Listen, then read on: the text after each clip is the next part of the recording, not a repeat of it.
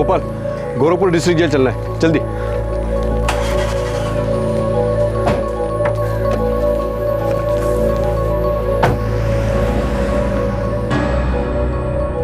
देखिए जी, आप इतना टेंशन ना ले, सब कुछ ठीक हो जाएगा।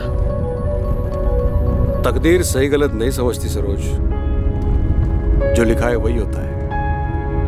हमें सिर्फ कर्म करते रहना चाहिए, बाकी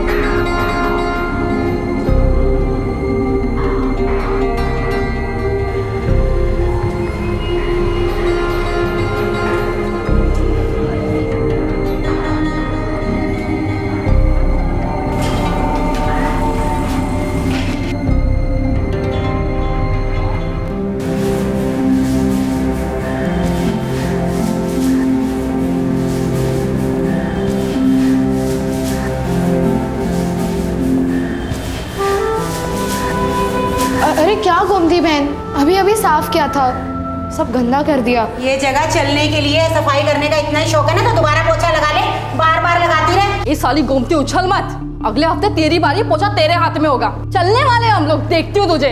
तुम मुझसे लड़ना चाहती है? चौथी तो तू हो रही है। अरे कुसुम, गोमती बहन, तुम दोनों क्यों झगड़ रहे हो? वो तो ऐसे ही मेरे मुंह से गोमती का नाम निकल गया था। कोई बात नहीं, मैं फिर से लगा देती हूँ। ए कुसुम, ये आंखें फाड़ फाड़ के मुझे मत देख, समझी?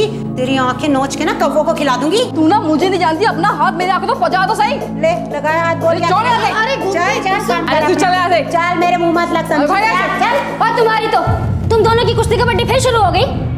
अरे नहीं नहीं सिमरन मैडम, ये दोनों तो सिर्फ बातें कर रही थी। ए गौरी की बच्ची, मैं कल पैदा नहीं हुई मुनिया, मुझे समझाने की कोशिश मत कर तू। और तुम दोनों खड़े खड़े मेरा मुंह क्या देख रही हो?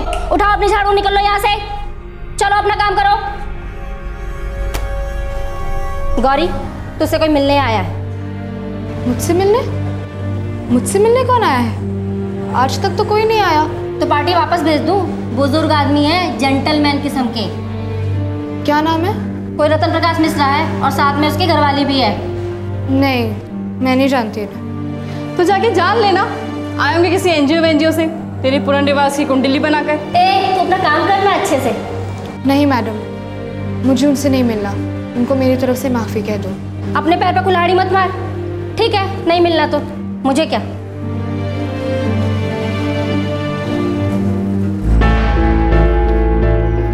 सर, वो लड़की गौरी मिलने से मना कर रही है, कहती है उसे किसी से नहीं मिलना है। देखिए साहब, हम गौरी के साथ जबरदस्ती तो नहीं कर सकते कि वो आपसे मिले। तो क्या एक बार हम उसे अंदर जाकर मिल सकते हैं? देखिए, एक तो अंदर जाना मना है और फिर लड़की भी मना कर रही है, तो अंदर बाहर बात तो एक ही हुई नहीं। वैसे काम क्या था मिश्रा जी? जी, हमने ये अखबार पढ़ा, इसलिए मिलने चले आए। इस रात की सुबह नहीं? ओह अच्छा, ये रिपोर्टर विजय उपाध्याय, इसने हमारे जेल पर स्टोरी लिखी थी और इस लड़की गौरी के बारे में काफी डिटेल से लिखा है। उसने गौरी के बारे में लिखा, इसलिए हमने सोचा कि क्यों ना उसे एक बार मिले। आपने मेरी बात का जवाब नहीं दिया है। क्यों मिलना चाहते हैं आप गौरी से?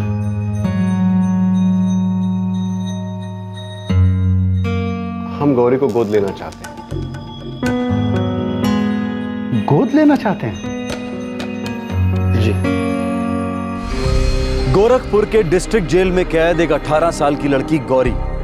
गोरखपुर के आई नेक्स्ट अखबार में गौरी के बारे में जिक्र होता है। गोरखपुर का ही एक वेल टू डू बुजुर्ग जोड़ा रतन प्रकाश और सरोज मिश्रा अब गौरी को गोद लेना चाहते हैं, लेकिन क्यों? दूसरी तरफ गौरी उनसे मिलने से इनकार करती है, ये कहकर कि वो उन्हें जानती नहीं। ये बहुत ही अजीब और रहस्यमय मामला दिखाई पड़ रहा था, लेकिन दरअसल ये थी एक अद्भुत मिसाल इंसानी रिश्तों की, जो खून के रिश्तों से ज्यादा गाढ़े साबित हुए। मिश्रा जी सॉरी, हमारे कुछ नियम हैं, और फिर लड़की बालिग है और आपसे मिलना भी नहीं चाहती, तो उसके हकों के खिलाफ हम नहीं जा सकते।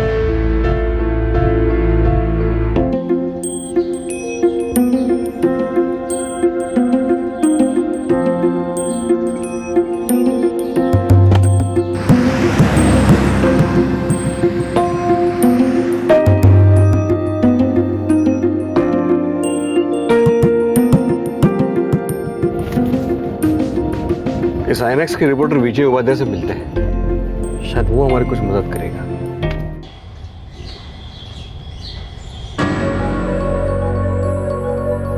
लेकिन गौरी ही क्यों मिश्रा जी? गोद लेना हो तो कई ऑप्शंस हैं आपके पास। शायद इसलिए क्योंकि मेरी पत्नी सरोज और मेरे दिमाग में एक ही बात एक ही समय आई।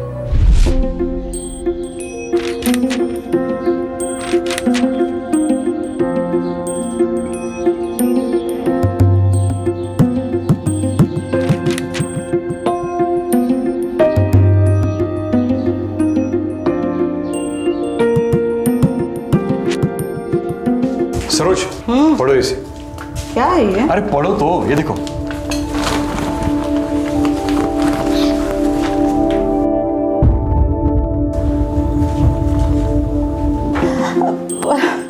अजी क्यों ना हम इस बच्ची को गोद ले, अपनी बेटी बनाए। यही ख्याल मेरे मन में भी आया, इसीलिए तो तुम्हें पढ़ने दिया। मुझे मालूम था तुम्हें ऐसे लगेगा। हमारे 2 बेटे हैं, एक बेटी की बड़ी आस थी। हमारी जिंदगी आराम से कट रही है, बस एक लड़की की कमी थी, और इत्तेफाकन कुछ ही महीनों पहले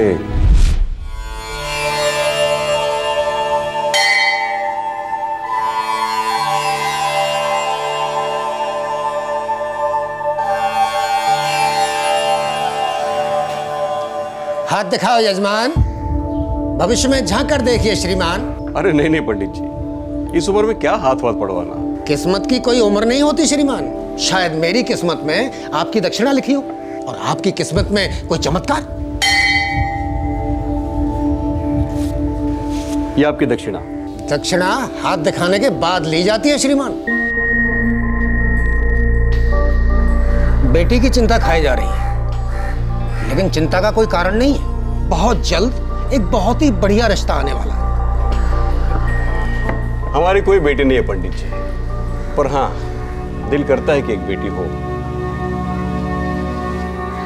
उसे हम लोग बहुत प्यार देते, उसे बहुत पढ़ाते लिखाते, उसे कामयाब बनाते, फिर उसकी धूमधाम से शादी होती।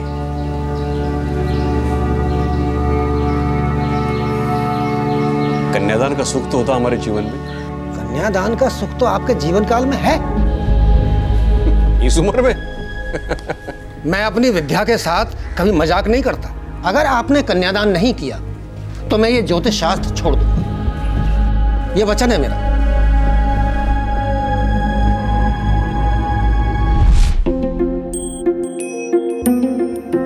पता नहीं,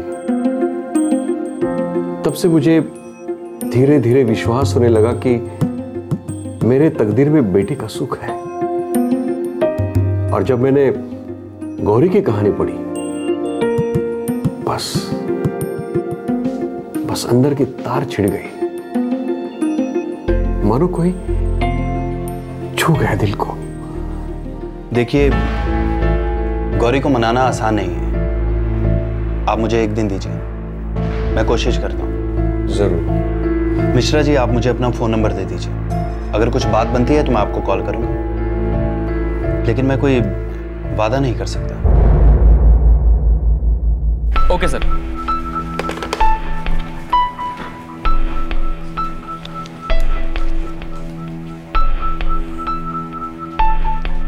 मैं coming sir? Yes. Yes sir. Rakesh, तुम ट्रेनिंग पर हो, राइट? Right sir. एक असाइनमेंट है, चैलेंजिंग है, करोगे? Sure sir.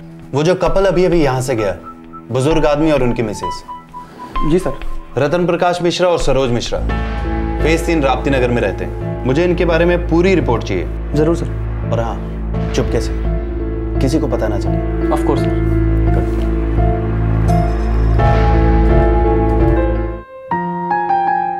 तू क्यों नहीं मिली उन लोगों से? क्यों मिलूंगी उनसे? जानना पहचान और हम तुम्हारे मेहमान। अरे शायद तुझे अपना मेहमान बनाने आए हो सकता है भले इंसान हो। कौन भला और कौन बुरा कुसुम, किसी के बारे में कुछ नहीं कर सकते। और वैसे भी मैं भरोसा करना भूल चुकी हूँ। अबे ओ दादी माँ, कब से है यहाँ? 6 महीने। जैसे जैसे महीने साल बनेंगे समझ जाएगी असली कैद क्या होती है। मैं 4.5 साल से जुनैल में थी कुसुम। तो फिर शौक है कैद में रहने का? खुली हवा में सांस नहीं लेनी? क्यों नहीं लेनी? लेनी है। मुझे आजाद होना है, लेकिन सही मायने में, किसी के रहमो करम पे नहीं। बहुत देख लिए रहम करने वाले और उनके इरादे भी।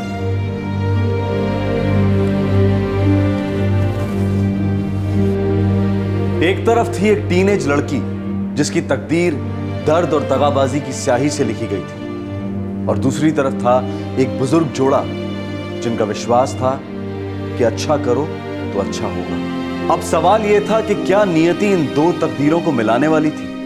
क्या गौरी की घायल किस्मत पर रतन प्रकाश और सरोज मिश्रा के प्यार का मलहम लगने वाला था? मैं कम इन सर। राकेश, आओ। कुछ मिला? Yes sir. बैठो। Thank you sir. Sir, Ratan Prakash और सरोज मिश्रा तो बहुत अच्छे घर के लोग हैं। अच्छे घर के लोग? ये अच्छे घर के लोग कैसे होते हैं राकेश? रतन प्रकाश मिश्रा का बैकग्राउंड डिफेंस का है। सिविल इंजीनियर थे फौज में, 10 साल मुंबई में नौकरी की, फिर सर 2000 में वो गोरखपुर लौटे, जहाँ से वो एक्चुअली बिलोंग करते हैं। और फैमिली? सर 2 लड़के हैं, बड़ा बेटा अखिल और उसकी वाइफ मीता बेंगलोर में रहते हैं, और सर एक 9 महीने का बच्चा भी है उनका। सर अखिल मिश्रा बेंगलोर की एक बड़ी कंपनी में सॉफ्टवेयर कंसल्टेंट है। और दूसरा बेटा? अंशुल मिश्रा।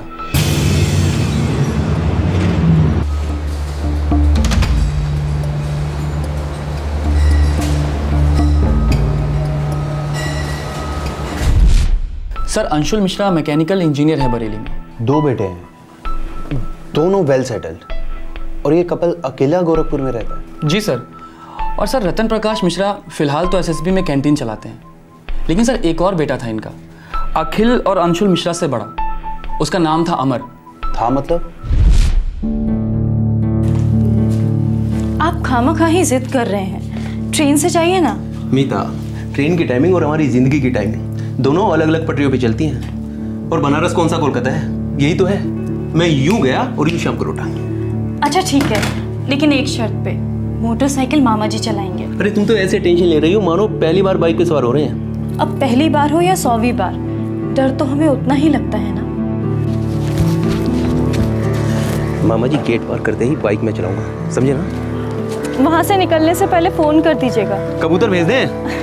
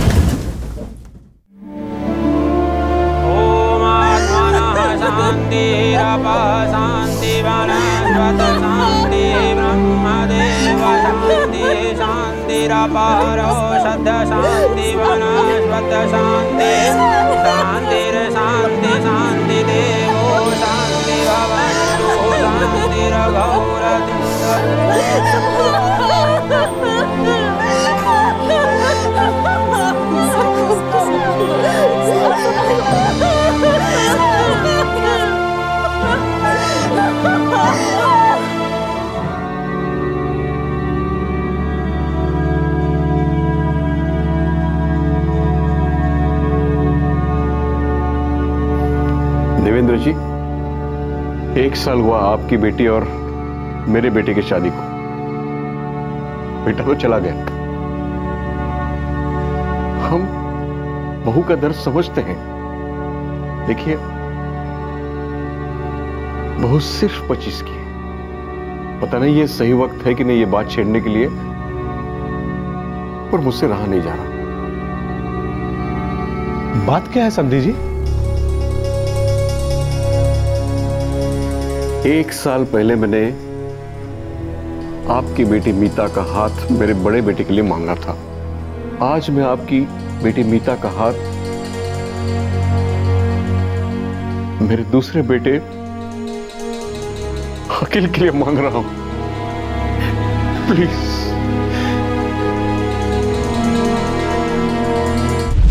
सर, अमर की विधवा मीता ने अमर के छोटे भाई अखिल से शादी को हाँ कह दी। फिर ये रतन प्रकाश तो बहुत ही भले आदमी है सर, सोने का दिल है इनका।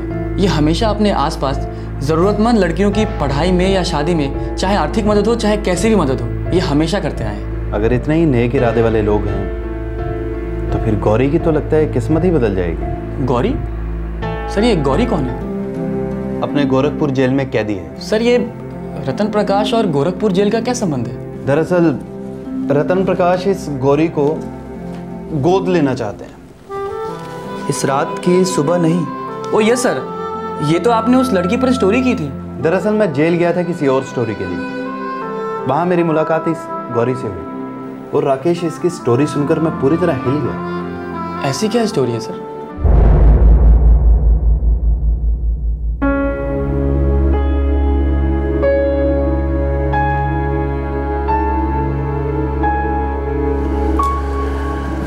ये आदमी कर क्या रहा है? कोई कहानी लिख रहा है अपनी जेल पर। क्या बात है, हम लोगों के ऊपर भी कोई फिल्म बन सकती है। नहीं, कोई फिल्म विलम वाला नहीं है, पत्रकार है, पत्रकार। तुझे कैसे पता? उसके चेहरे पे लिखा है। हवलदार सिमरन बता रही थी, पत्रकार ही है।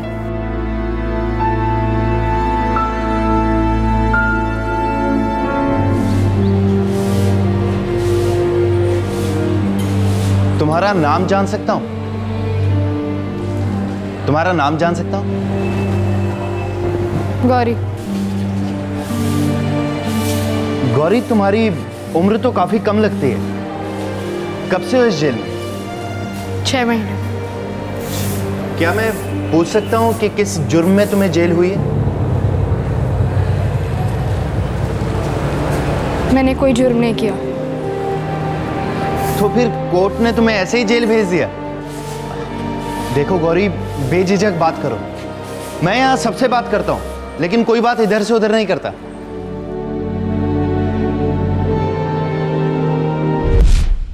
वो 4.5 साल तक एक करेक्शन होम में रही, एक ऐसे जुर्म के लिए जो उसने किया ही नहीं था। फिर उसे यहां डिस्ट्रिक्ट जेल शिफ्ट किया गया। उसके माँ बाप? बोलिए अनाथ है। 7 साल की उम्र से बेसहारा बड़ी हुई है। मैंने उसकी जिंदगी के बारे में जितनी जानकारी हासिल की, हर कदम पर इतना दर्द था कि मेरे रोंगटे खड़े हो गए। मुझे अंदर से इतनी मायूसी महसूस हुई कि मैंने उसकी स्टोरी को लीड स्टोरी बनाया और अपने एडिटर साहब को दे दी। उन्होंने अप्रूव कर दी। टूटी तकदीर की दर्दनाक दास्तान इस रात की सुबह नहीं।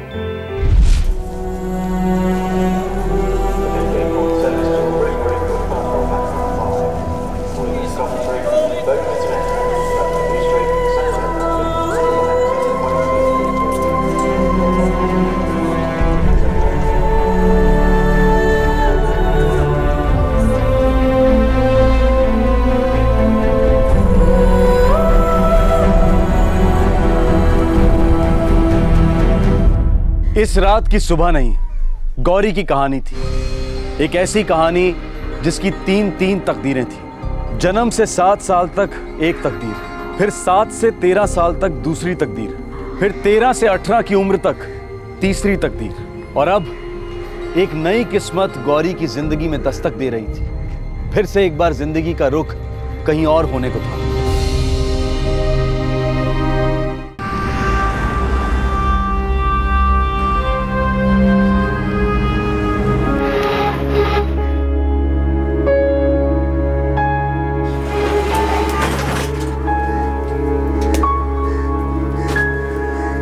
मकान मालिक आया था, बोला शाम तक किराया नहीं दिया तो हम सबको उठाकर बाहर फेंक देगा।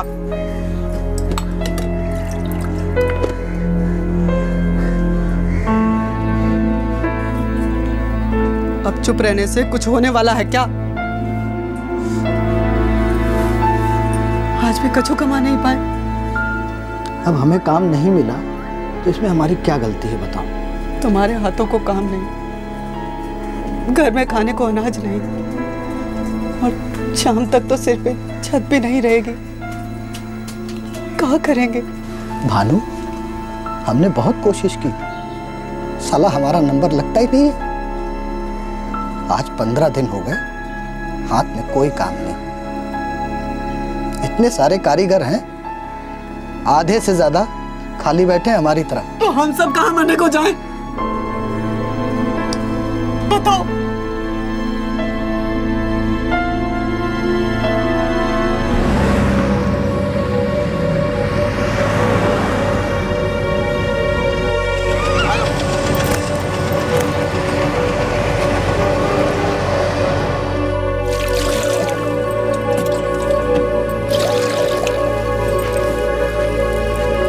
आज भी वही बोलोगे? काम नहीं मिला?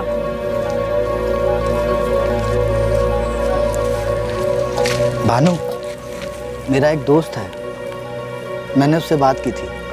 वो कह रहा था कि उसके हाथ एक तगड़ा काम लगा है, यहीं होशियारपुर में। ये कहाँ पड़ता है? यहीं पंजाब में। वो कह रहा था खेती का काम है, मजदूरों की जरूरत है।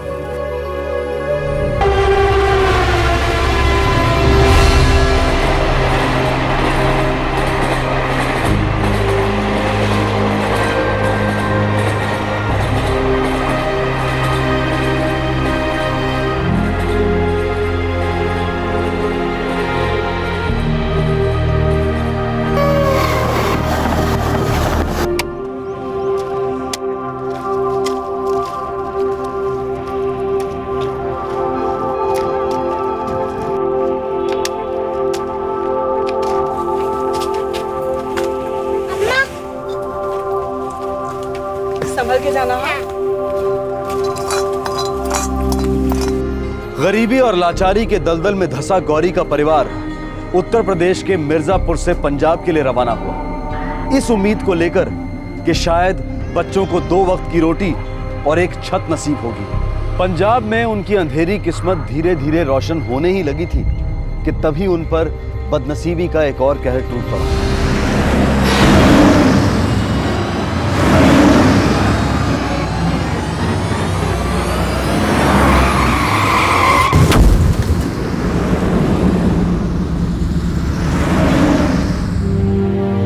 मुझे ज्यादा कुछ याद नहीं, बस इतना याद है कि हम वहां कुछ दिन और रहे। अम्मा हर बारी यही कहती थी कि हमें संभाला अब उनके लिए मुश्किल हो रहा है। फिर हम वहां से भी निकल पड़े। हम कहाँ जा रहे थे किसी को कुछ मालूम नहीं था। पता नहीं अम्मा के दिल में क्या था और दिमाग में क्या।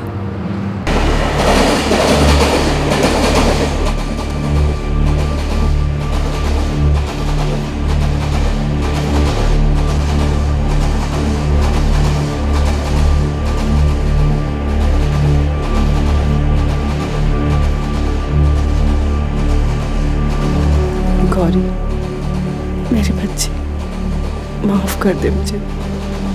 मुझे नहीं पता इसके आगे हम कैसे जाएंगे।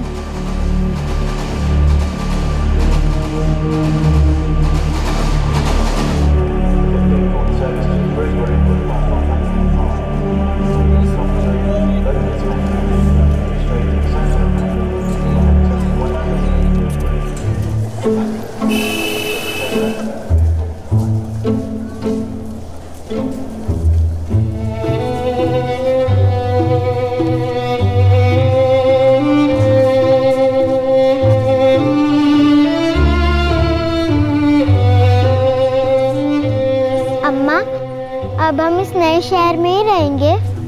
पता नहीं, अब आ तो गए हैं, कितने दिन रहेंगे पता नहीं।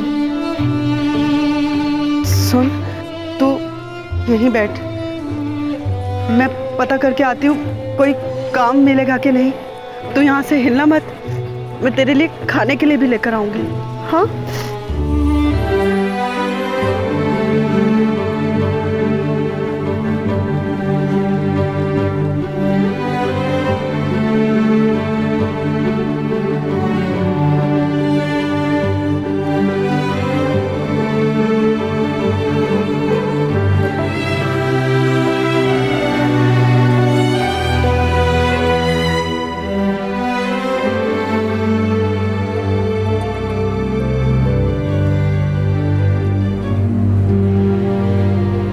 अम्मा बोली कि वहां से हिलना मत।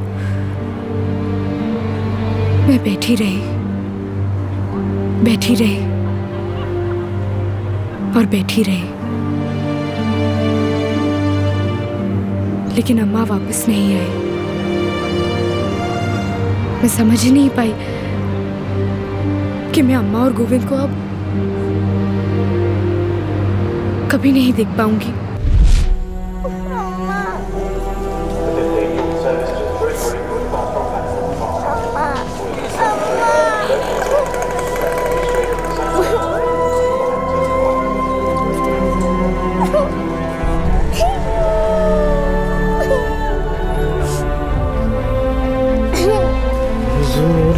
कदर भी न इतरा के चली।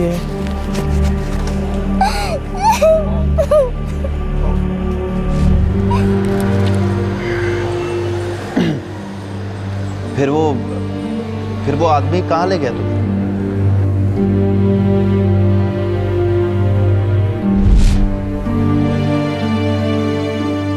गौरी समझ गई थी कि उसकी माँ उसे जानबूझकर छोड़कर गई थी। उसकी माँ को उसकी जरूरत ही नहीं थी। सर फिर क्या हुआ? वो जेल कैसे पहुंची?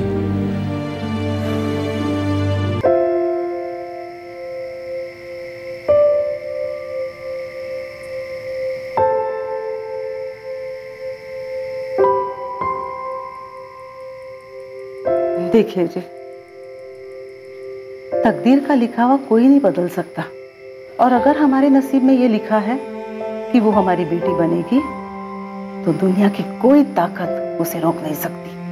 पता नहीं सरोज, बार बार ऐसे लग रहा है, जब से वो लेख पढ़ा, गौरी की कहानी पढ़ी, ऐसा लग रहा है कि कोई गहरा रिश्ता है हमारा उस लड़की के साथ।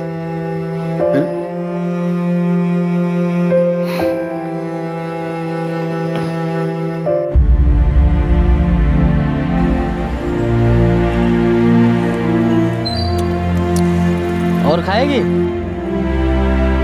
बेटा शर्मा मत, शर्माने से किसी का भला नहीं होता। बल्लू एक और दे, अच्छे से घी डालना, बहुत देर लगा।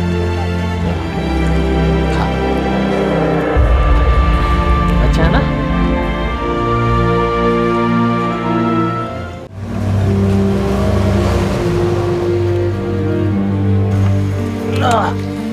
बैठ बेटा, आ रहा हूँ।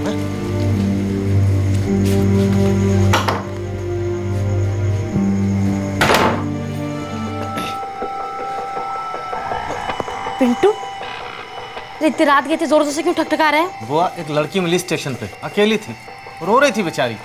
कह रहे थे उसकी अम्मा छोड़कर चली गई उसे वहां। तो कुछ नहीं, मैं साथ लाया उसे अपने। बावला हो गया क्या? वो छोटी है, सिर्फ 7 साल की, रखेगी अपने पास। रखेगी का क्या मतलब हुआ? बुआ जी, मैं अकेला रहता हूँ, अगर अपने पास रखूंगा तो बवाल हो जाएगा। आप रख लो ना अपने पास, 2 बच्चे हैं, खेलेगी उनके साथ। खेलेगी मतलब? खाएगी नहीं हैं? सोएगी नहीं, बीमार नहीं पड़ेगी, बड़ी नहीं होगी? नहीं, तूने क्या समझा मेरे घर को? धर्मशाला समझा है, अनाथाश्रम समझा है? 2 रोटी खाएगी तो 2 बाल्टी पानी भी तो भरेगी। जरा सोच, अगर गलत हाथ में पड़ गई तो क्या असर होगा बच्ची का?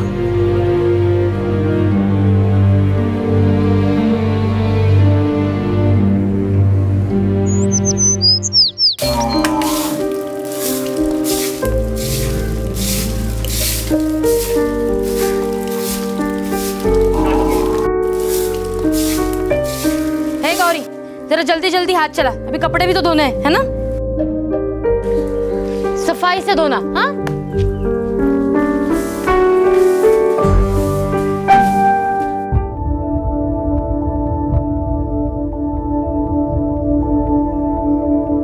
छोटी है तो अपने राजू से भी छोटी है। इस उम्र में 4 गुना काम कर लेती थी मैं।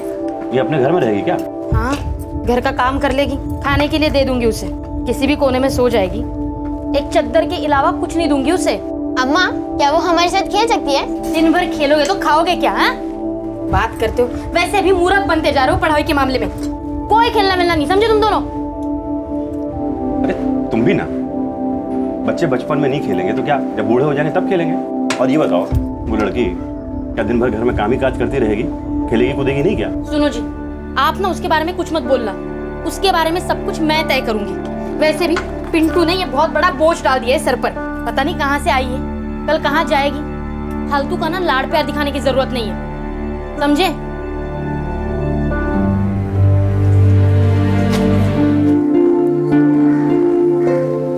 31 और 9 मिलाकर हुए 5 5 5 5 5 5 और 1। अबे वो राजू के बच्चे, मुंह बंद रखना। मुझे तो ऐसे आता है पढ़ना, नहीं तो मेरे दिमाग में नहीं घुसता है।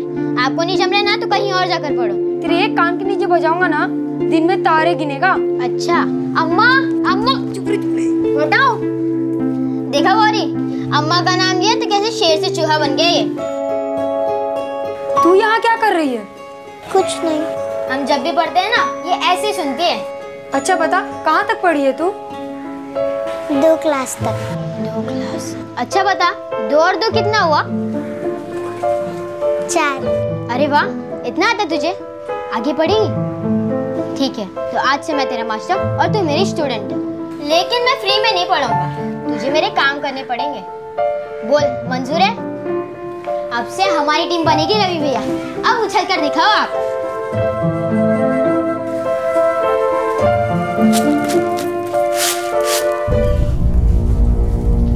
अरे वाह, तू तो लिख भी लेती है। क्या हो रहा है ये? अम्मा, गौरी को ट्यूशन दिया जा रहा है। अम्मा आपको पता है गौरी दूसरी क्लास तक पढ़ी है। 2 थप्पड़ खाए बगैर चैन नहीं आएगा तुझे, हाँ? दूर हो जाओ, चल इधर इधर आ। देख गौरी, अगर आइंदा से राजू और रवि के साथ दिखी तो तेरी खैर नहीं, हाँ? उस घर में मैं रोटियों से ज्यादा गालियां खाती थी, लेकिन मैं चुपचाप सहती रही, काम करती रही। मैं उनकी कुछ नहीं लगती थी, लेकिन फिर भी छत के नीचे जगह दी। और फूफा कभी कभी थोड़ा प्यार जता देते, लेकिन बुआ को वो भी पसंद नहीं था।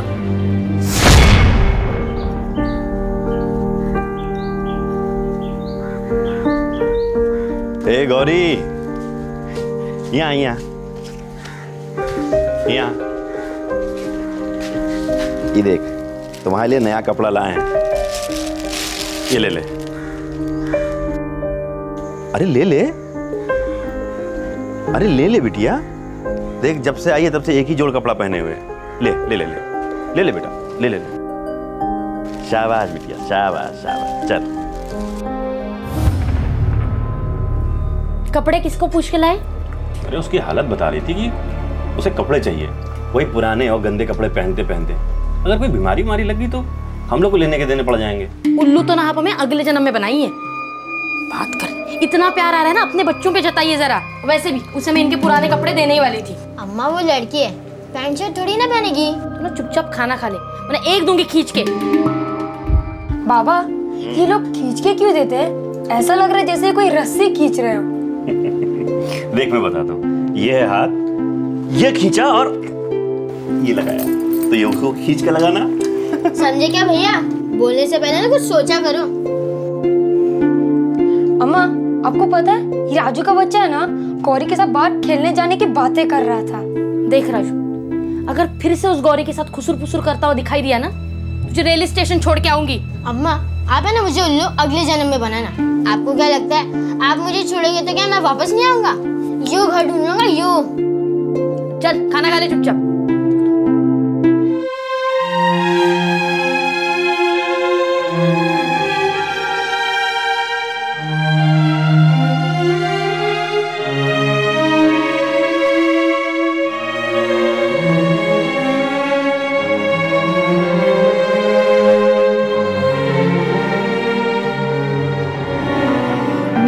करके आती हूँ कोई काम मिलेगा कि नहीं। तो यहाँ से हिलना मत, मैं तेरे लिए खाने के लिए भी लेकर आऊंगी। हाँ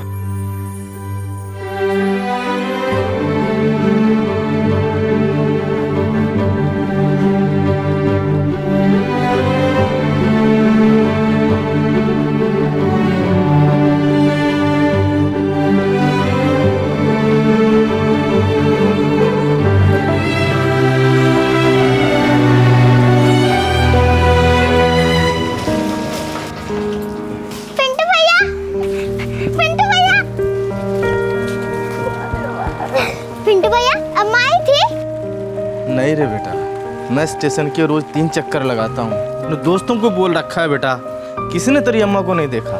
मैंने बोल दिया जो देखेगा ना सबसे पहले हम ही बताएगा। पिंटू भैया, मुझे अम्मा और गोविंद की बहुत याद आती है। याद करने के बजाय भूलने की कोशिश कर, आराम मिलेगा। तेरी अम्मा अब कभी नहीं आएगी, ये बात समझ ले तू।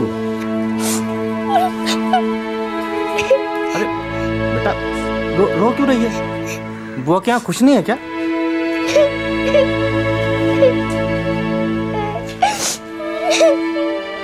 सात साल की कच्ची उम्र में गौरी की मां उसे गोरखपुर रेलवे स्टेशन के बाहर अपने हाल पर छोड़कर चली गई थी। शायद वो एक साथ 2 बच्चों की परवरिश की जिम्मेदारी नहीं उठा पा रही थी। शायद उसे गौरी बोझ लगने लगी थी और उसने ये बोझ रेलवे स्टेशन पर उतार दिया, हमेशा के लिए। हो सकता है कि उसने गौरी के भाई गोविंद को भी इसी तरह से कहीं छोड़ दिया हो, या शायद नहीं, शायद उसने सोचा होगा कि लड़का है, बड़ा होकर बुढ़ापे का सहारा बनेगा।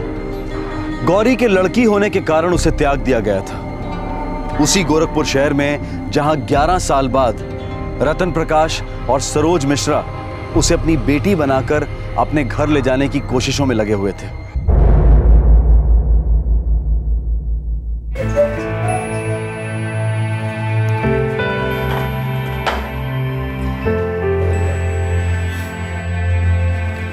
बाबूजी, आपका और माँ का इरादा बड़ा नेक है, लेकिन अगर लड़की नहीं आना चाहती तो उसे फोर्स तो नहीं कर सकते ना। प्लीज उस पर दबाव मत डालिए। अरे हम दबाव कहाँ डाल रहे हैं, हम तो सिर्फ कोशिश कर रहे हैं। लेकिन बाबूजी, गोदी लेना है तो कोई नवजात शिशु क्यों नहीं, या कोई छोटी सी लड़की?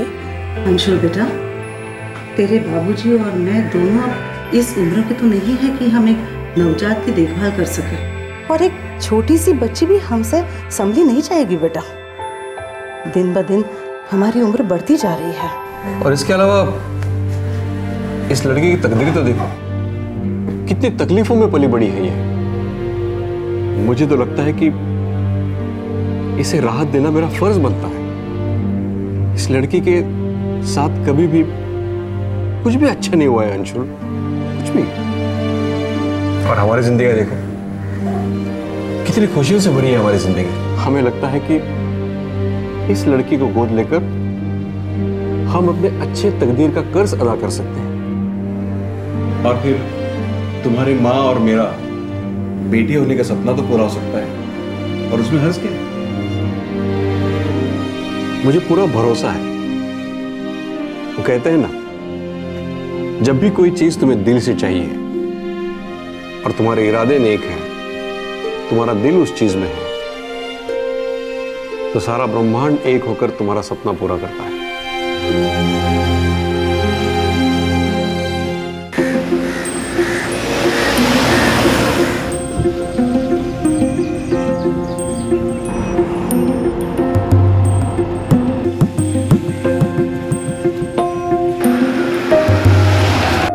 मैंने जेल के सुपरिटेंडेंट से टाइम मांगा था, मैं गौरी से बात करूंगा।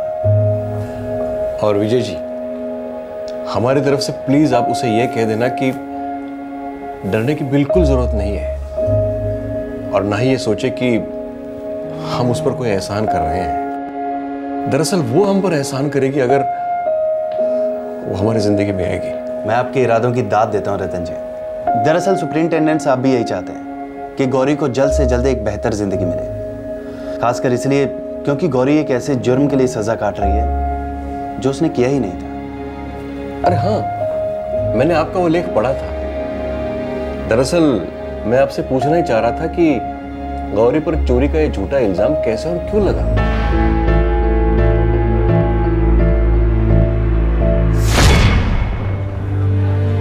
तो 7 से 13 साल तक तू पिंटू की बुआ के साथ रही उनके घर में, पर उसने कभी तुम्हें अपने घर का सदस्य नहीं माना? जी नहीं, नहीं माना। लेकिन मुझे कोई गुस्सा नहीं है। उन्होंने तो मेरी जान बचाई, मुझे अपने यहाँ रख लिया। लेकिन उन्हें डर भी था कि मैं चिपक जाऊंगी उस घर से, हक जताने लगूंगी। मैं तो हमेशा वहां से निकल जाना चाहती थी, लेकिन कहाँ जाती, क्या करती? कोई नहीं था, कोई सहारा नहीं था। तो पिंटू की बुआ ने तुम्हें कभी घर से नहीं निकाला? नहीं, नहीं निकाला, क्योंकि उन्हें डर था कि दुनिया उंगली उठाएगी उन पर। मैं पूरे 6 साल वहां रही। अच्छा गौरी, सच बताना, क्या तुमने वो गहने चोरी किए थे?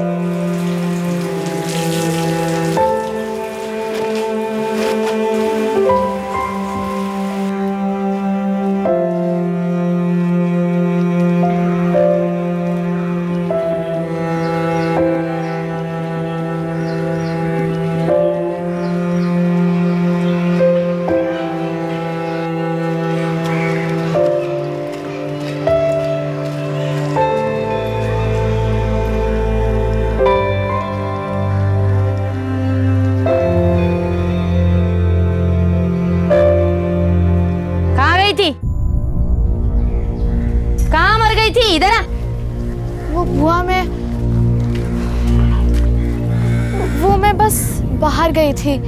आज के सारे काम कर दिए मैंने। बड़ी मेहरबानी हो गई। अब सारे काम हो गए तो आवारागर्दी करोगे बाहर जाके? बोल, किस लड़के के साथ बाहर गई थी? किसी के साथ नहीं बुआ, बस स्कूल वाले रास्ते पे बैठी थी। बैठी थी? क्यों?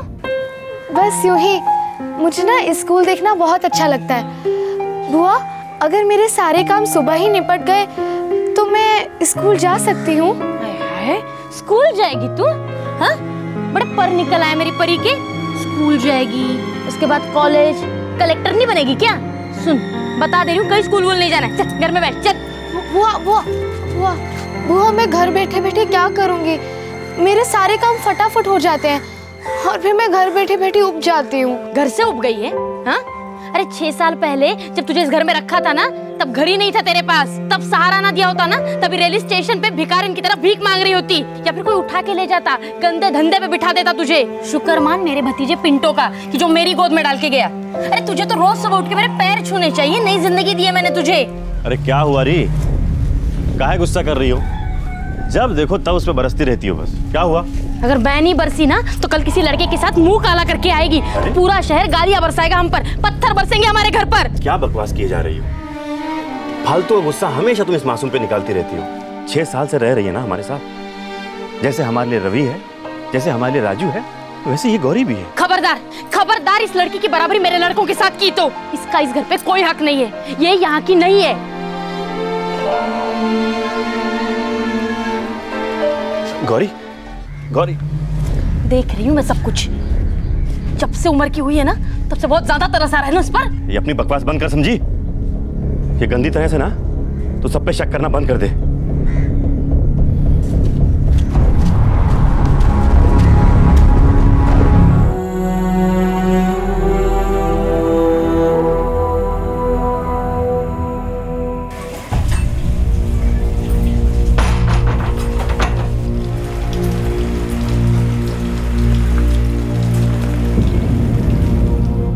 उस दिन के बाद बुआ मुझे कहीं जाने नहीं देती थी। अगर वो कहीं जाए तो मुझे कैद करके जाती, ताला लगा देती। मेरा जीना मुश्किल हो गया था।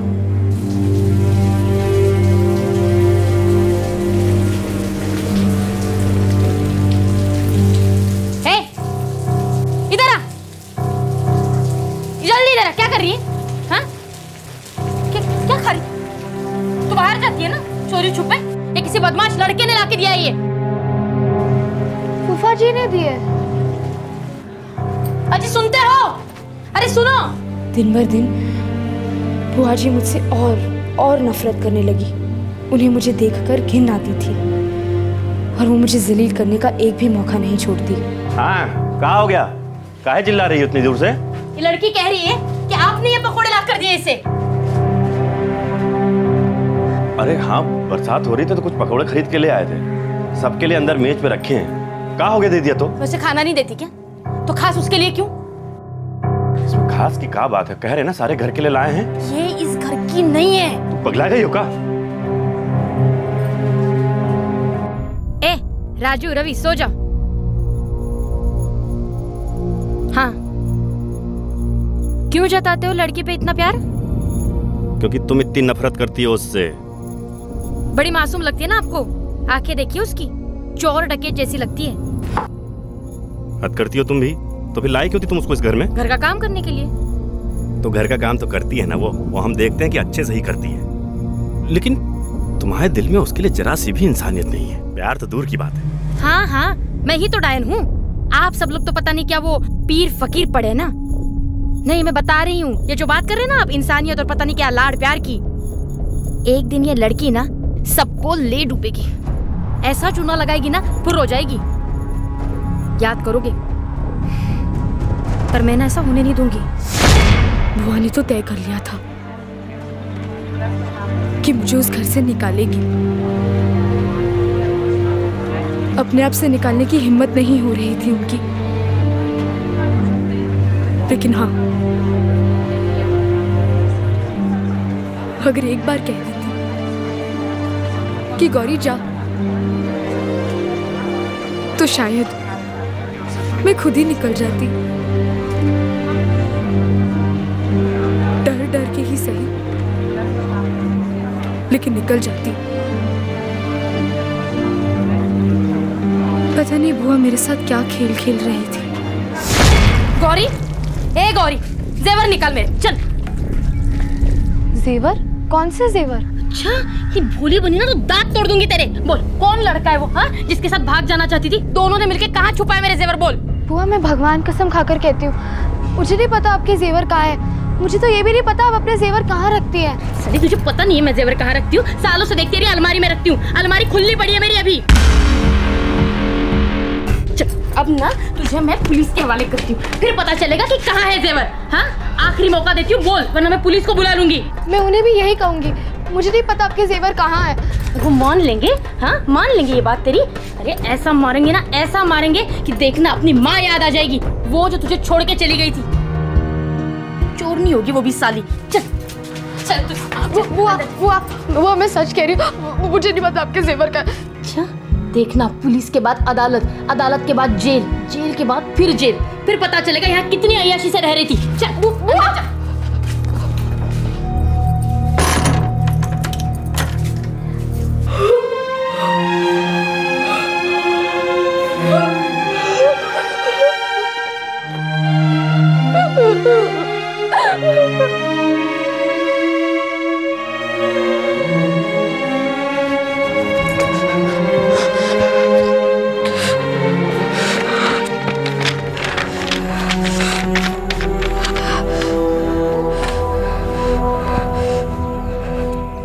मुझे बहुत डर लग रहा है,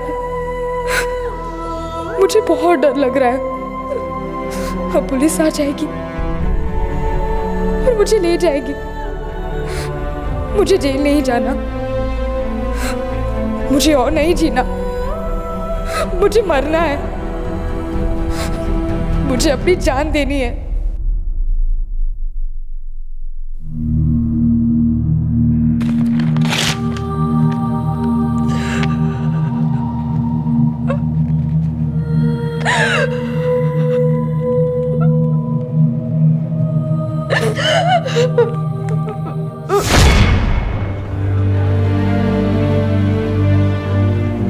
जेवर तुमने नहीं चुराए।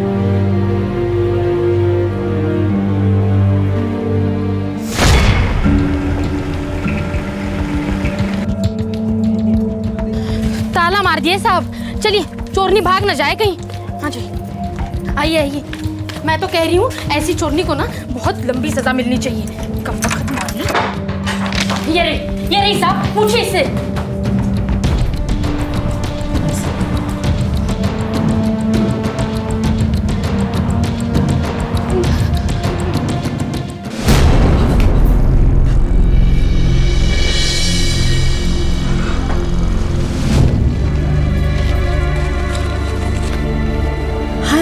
चोरी पकड़ी गई तो ऐसी नौटंकी कर रही है।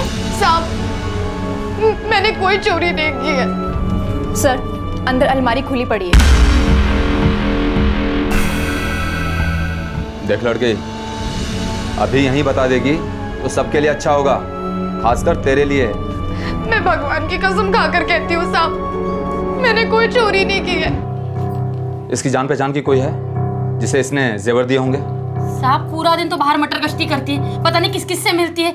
मुझे तो लगता है एक लड़के के साथ इसका चक्कर चल रहा है। नहीं, ये सच नहीं है। मैं बाहर नहीं घूमती। मैं फूफा जी, बुआ, राजू, रवि के अलावा और किसी को नहीं जानती। ये अपनी चीजें कहाँ रखती है? हमें तलाशी लेनी होगी। अंदर वाले कमरे में, मैं दिखाती हूँ। ना, तुम हाल में छानबीन करो। चलो साहब, इधर आइए। तुम इस कमरे में देखो। ये रहा साहब उसका सामान। तलाशी लो।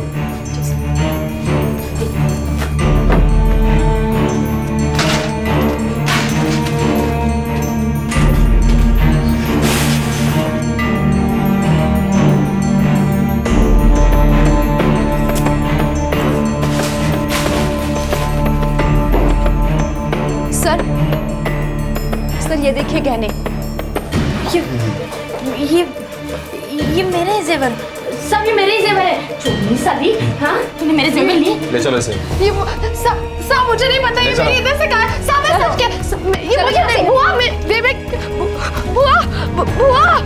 मैंने चुपचाप चलो चुपचाप। बुआ, मैंने कुछ नहीं किया। मैंने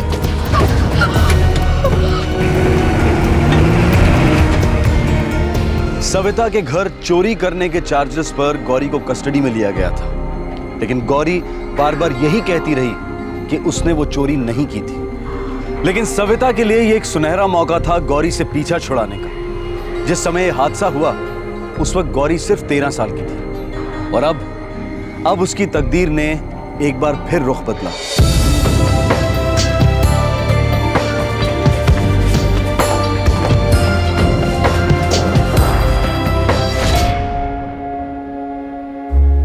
गौरी का कहना था कि जेवर उसने नहीं चुराए थे। केस अदालत में गया और गौरी को जुवेनाइल करेक्शन होम भेजा गया। अगर वो इतने साल करेक्शन होम रही तो फिर उसे जेल क्यों भेजा गया? बड़ा ही अजीब केस है मिश्रा जी, जो कछुए की रफ्तार से आगे बढ़ रहा था और कोई नतीजा सामने नहीं आ रहा था। गौरी एक छोड़ी हुई अनचाही बच्ची थी, उसे करेक्शन होम में ही एक नया घर मिल गया। जब उसने कुछ गलत किया ही नहीं तो फिर करेक्शन होम में उस पर किस तरह का सुधार हो रहा था विजय? अब हमारी न्याय व्यवस्था के बारे में क्या कहें मिश्रा जी। गौरी 4.5 साल तक करेक्शन होम में रही, फिर 6 महीने पहले 18 साल की हो गई, बालिग। अब उसे वहां तो रख नहीं सकते थे तो यहां भेज दिया, डिस्ट्रिक्ट जेल।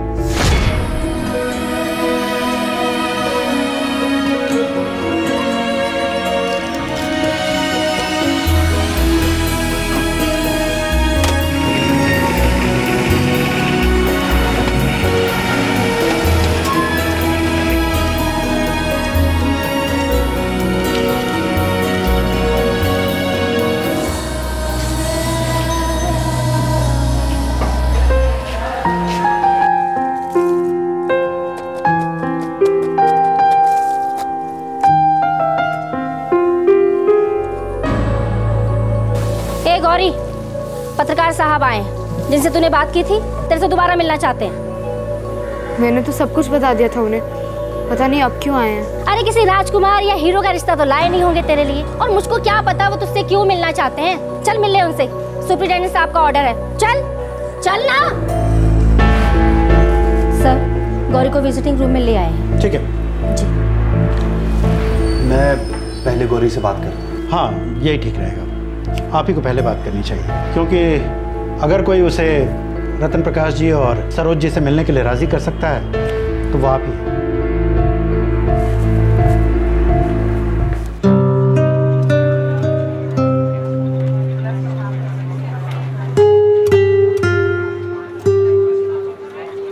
गौरी, कल तुमसे मिलने के लिए 2 बुजुर्ग आए थे, तुम मिली क्यों नहीं? सर, मुझे किसी से नहीं मिलना। गौरी, वो तुम्हें गोद लेना चाहते हैं। मैं पता करके आती हूँ कोई काम मिलेगा कि नहीं। तो यहाँ से हिलना मत, मैं तेरे लिए खाने के लिए भी लेकर आऊंगी। हाँ,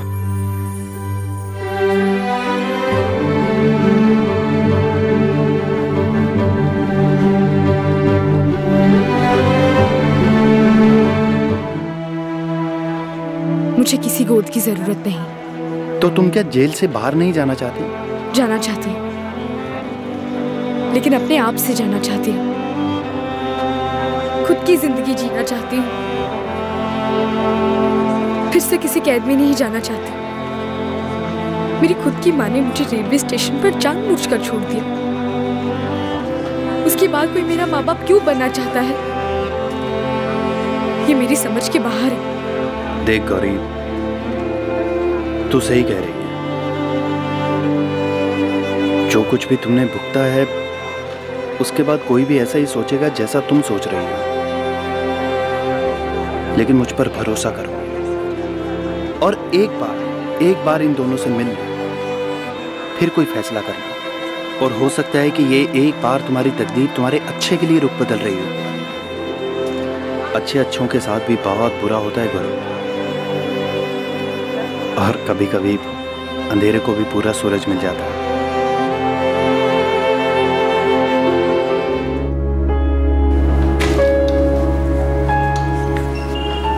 हाँ विजय जी, मैंने गौरी से बात की। वो गोद लेने वाली बात के लिए अभी राजी नहीं है, लेकिन हाँ, वो आप दोनों से एक बार मिलने के लिए तैयार है।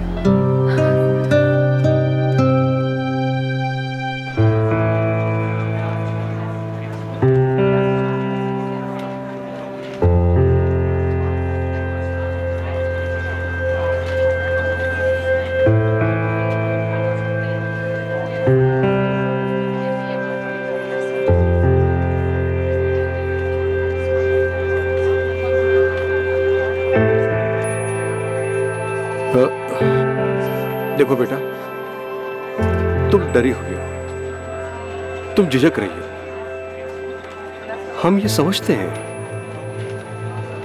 आप लोगों को घर के लिए एक नौकरानी चाहिए ना, इसलिए मुझे ले जाने आए हैं। नहीं बेटा,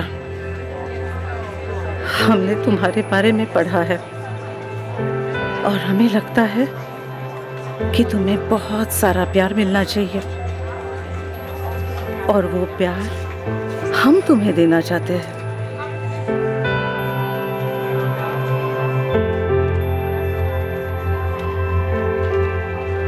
देखो, काम तो तुम्हें करना पड़ेगा, बहुत सारा काम,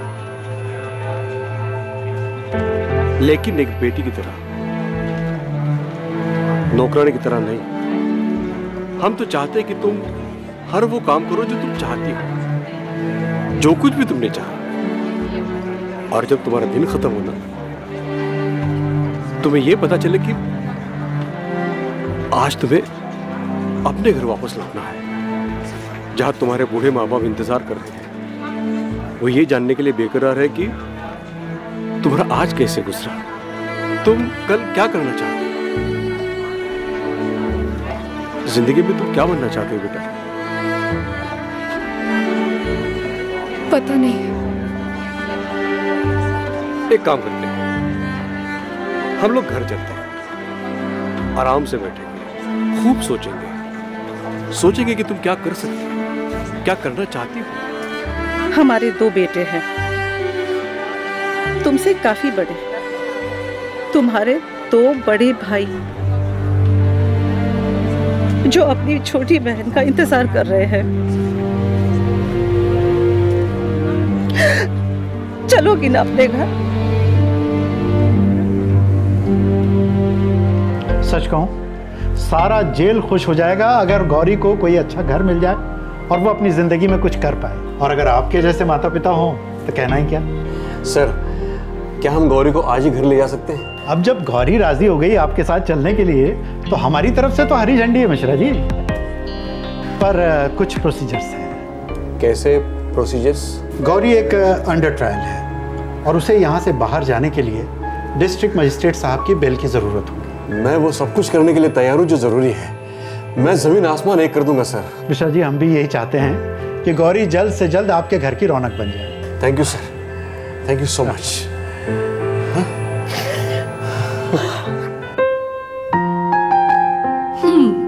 चल अच्छा है, अब तो तेरी किस्मत खुल जाएगी। नया घर, नए माँ बाप, अब तो तेरे सारे सपने पूरे होंगे। सपने देखना तो बहुत पहले छोड़ दिया था कुसुम, और जो सपने बिना चाहे आते हैं वो तो बहुत ही भयानक होते हैं। और कभी कभी मेरी बचपन की भूली यादें मेरा सपना बन के आते हैं। मैं और मेरा भाई गोविंद खेलते हो,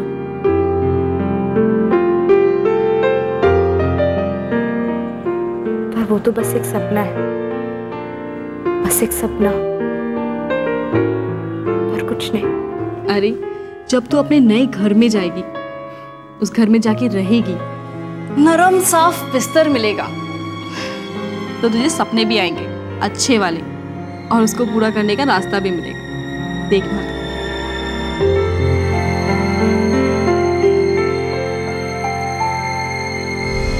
नियति का उतार, नियति का चढ़ाव। गोरखपुर रेलवे स्टेशन पर 7 साल की उम्र में जिसकी मां उसे छोड़कर चली गई थी, आज वही गौरी 18 साल की उम्र में नियति के एक अनोखे कगार पर खड़ी थी। रतन प्रकाश और सरोज मिश्रा की दरियादिली से प्रभावित होकर सारा गोरखपुर प्रशासन तकदीर के मिलाए इन माँ बाप और बेटी को एक करने में लग गया। रिकॉर्ड टाइम में सारा कानूनी पेपर वर्क कंप्लीट हुआ। सारे शहर में खुशी की लहर दौड़ रही थी। लोग गदगद हो रहे थे कि गौरी बदनसीबी की डुबकियां खा खाकर आखिरकार अब प्यार और ममता की गहरी सांसें लेने वाली थी। उसे एक ऐसी जिंदगी मिलने जा रही थी जिसकी वो हकदार थी। गौरी की रजामंदी के 2 दिन बाद उसे जेल से निकालकर रतन प्रकाश और सरोज मिश्रा के घर ले जाया गया।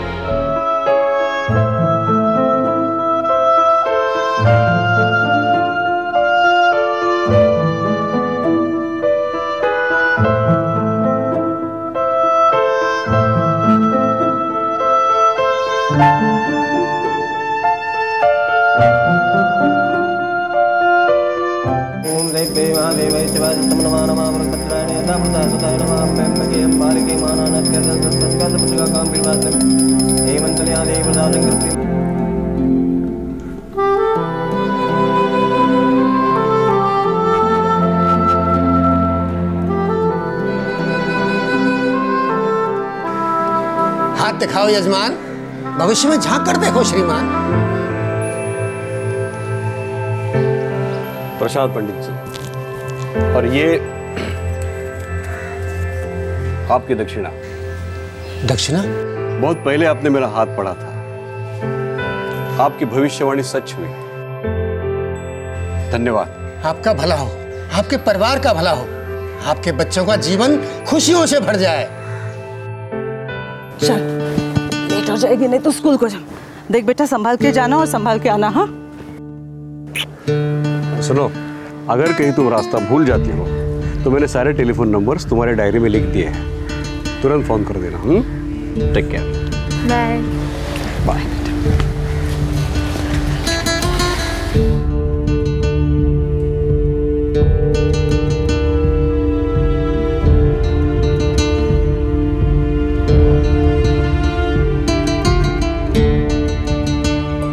गौरी को अब एक नया घर मिल गया है, एक नई जिंदगी शुरू हो गई है उसकी, और वो अपने नए घर और परिवार में अच्छी तरह से घुल मिल गई है। हम आपको बता दें कि हमारे सभी केसेस की तरह ये केस भी सत्य घटना पर आधारित है, जो हाल ही में गोरखपुर उत्तर प्रदेश में हुआ था। क्राइम पेट्रोल की टीम उस परिवार से मिली जो अब एक बेटी के घर आ जाने से अपने परिवार को पूरा महसूस कर रहा है।